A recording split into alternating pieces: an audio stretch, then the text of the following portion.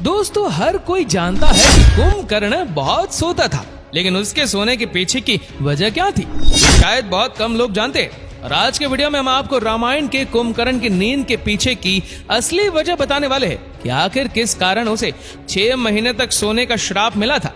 साथ ही ये भी बताएंगे कि उसने अपने भाई रावण को युद्ध रोकने और भगवान श्री राम से माफी मांगने को क्यों बोला था।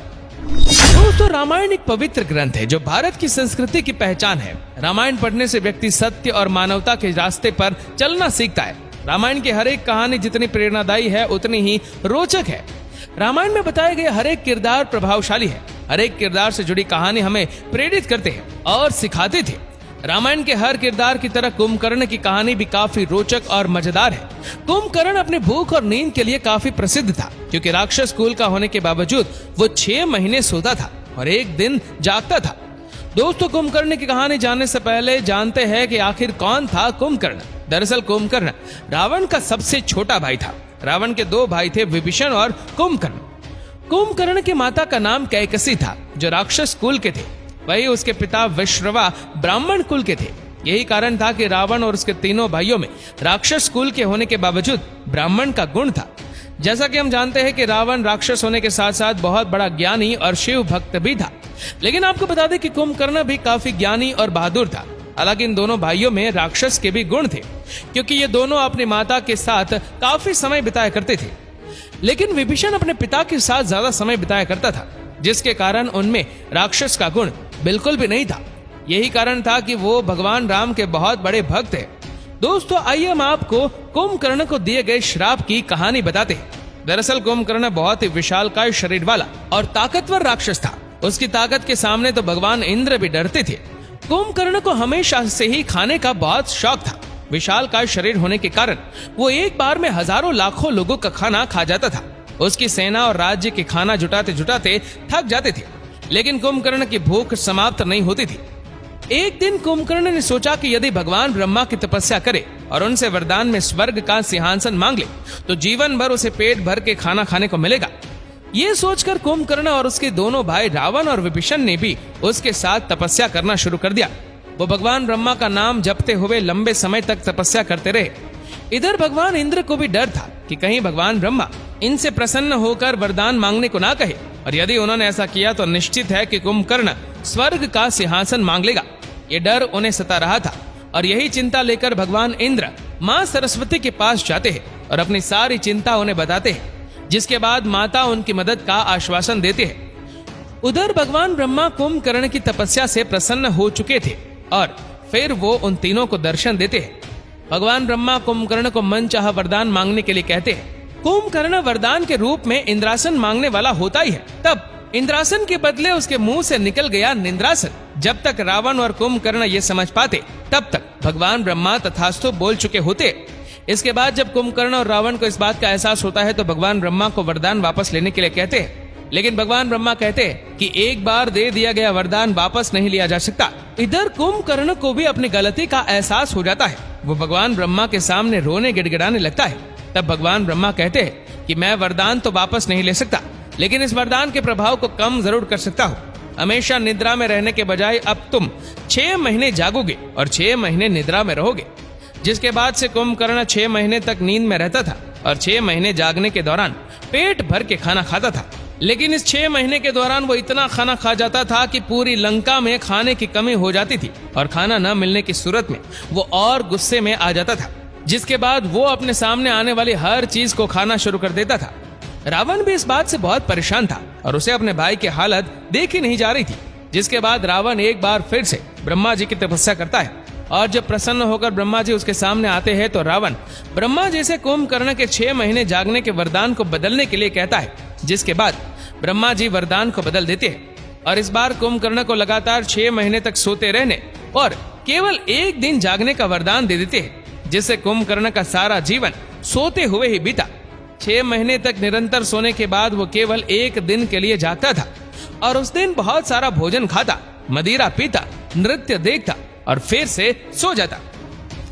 दोस्तों, जैसा कि हम जानते हैं कि कुंभकर्ण का जिक्र रामायण में तब होता है जब माता सीता के अपहरण कर लेने के बाद भगवान राम और उनकी वानर सेना के साथ रावण का युद्ध होता है। रावण के विशाल सेना जब भगवान राम की सेना के सामने हारने लगते, तब अंत में रावण अपने भाई कुंभकर्ण की मदद लेने की सोचता है। लेकिन उस समय कुंभकर्ण अपने निद्रा अवस्था में होता है और इतने विशालकाय भाई को गहरी नींद से उठाना बहुत ही कठिन काम था। फिर भी उसने अपनी लगभग आधी सेना को कुंभकर्ण को उठाने के लिए भेजा। इधर रावण की लाखों की तादाद में सेना भाला, तलवार और सीढ़ी लेकर कुंभकर्ण को जगाने चल पड़ते।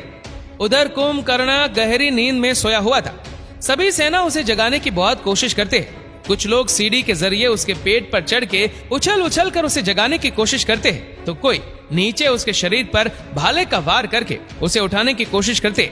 लाख कोशिश करने के बाद भी जब कुंभकर्ण नहीं उठता, तब सेनाओं के मन में ख्याल आता है, क्यों न इसे स्वादिष्ट भोजन परोसा जाए, क्योंकि कुंभकर्ण खाने का बहुत शौकीन था और शायद वो भोजन की सुगंध से उठ जाए। दोस्तों, ठीक यही हुआ। सभी सेनाओं ने विशाल मात्रा में विभिन्न प्रकार के स्वादिष्ट भोजन को जुटाया और भोजन के स्वादिष्ट सुगंध जब कुंभकर्ण की नाक में गई तो वो अपने आप उठ गया, जिसके बाद उसने भर पेट खाना खाया और खाना खाने के बाद वो सीधा अपने भाई रावण के पास गया। जब कुंभकर्ण रावण से मिला तो उसे रावण के द्वारा पूरी घटना का ज्ञान हुआ। रावण ने उसे बताया कि किस प्रकार उसने माता सीता का हरण कर लिया है, जिसके बाद श्री राम ने वानर सेना के साथ लंका पर चढ़ाई कर दी है और किस तरह इस युद्ध में रावण के कई योद्धा और भाई बंधु मारे जा चुके हैं। स्वयं रावण भी श्री राम के हाथों परास्त हो चुका है, इसलिए उसे समय से पहले श्री राम की सेना के साथ युद्ध करने के लिए जगाया गया। दोस्तों, उस वक्त कुंभकर्ण को ही आभास हो गया था कि श्री राम कोई और नहीं बल्कि नारायण का अवतार है और माता सीता स्वयं माँ लक्ष्मी का। उसने भूतकाल में घटित हुई कुछ घटनाओं का उदाहरण देकर रावण को समझाने का प्रयास किया कि वो माता सीता को लौटा दे तथा श्री राम की शरण में चला जाए। इसी के साथ ही उसने ये भी कहा था कि यदि उसने ऐसा नहीं किया तो राक्षस कुल का विनाश हो जाएगा। ये सुनकर रावण ने कुंभकर्ण पर बहुत क्रोध किया तथा उसे युद्ध में जाने का आदेश दिया। आखिर में जब कुंभकर्ण समझ गया कि अब रावण को समझाने का कोई फायदा नहीं, तो उसने युद्ध भूमि में जाकर नारायण के हाथों मरने का निश्चय लिया, जिसके बाद वह श्री राम के साथ युद्ध करने के लिए निकल पड़ा। दोस्तों, जब कुंभकर्ण अपना विशाल शरीर लेकर युद्ध भूमि में पहुंचा तो वानर सेना में आतंक मच गया। ये देखकर कुंभकर्ण का छोटा भाई विभीषण उसे वार्तालाप करने आया।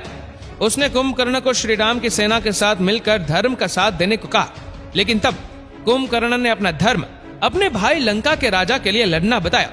उसने विभीषण को भी गलत नहीं कहा और उससे कहा कि वह अपने धर्म का पालन करे और उसे अपने धर्म का पालन करने दे, जिसके बाद वह युद्ध करने के लिए आगे बढ़ा।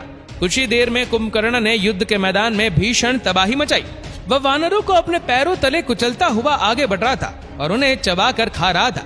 इसी बीच में उसका हनुमान, लक्ष्मण, अंगद से भी युद्ध हुआ, लेकिन उस वक्त के सभी उसको रोक पाने में नाकामयाब रहे।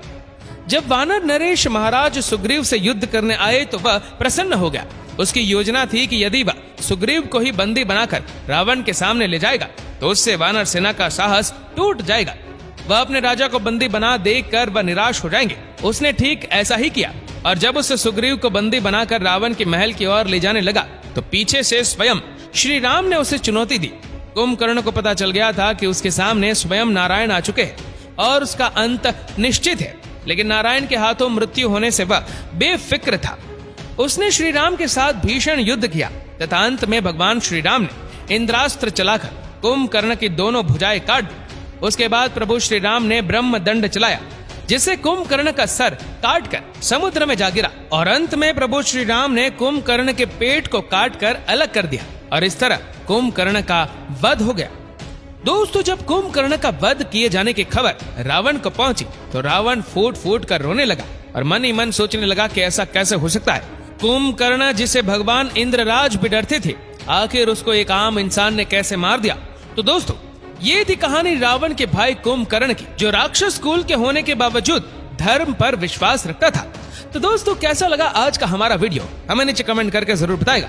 अगर आपको वीडियो अच्छा लगा हो तो इस वीडियो को लाइक करेगा, शेयर करेगा ज्यादा से ज्यादा लोगों तक और ऐसे ही और भी इंटरेस्टिंग वीडियोस के लिए फॉलो करें हमारे पेज को और ऐसे ही और भी वीडियोस को यूट्यूब पर देखने के लिए नीचे कमेंट सेक्शन में लिंक दी गई है, जिसके ऊपर क्लिक करके हमारे चैनल को आप सब्सक्राइब करें और बेल आइकन दबाएं ताकि हमारे हर लेटेस्ट वीडियो के अपडेट्स आपको मिलते रहे सबसे पहले। धन्यवाद।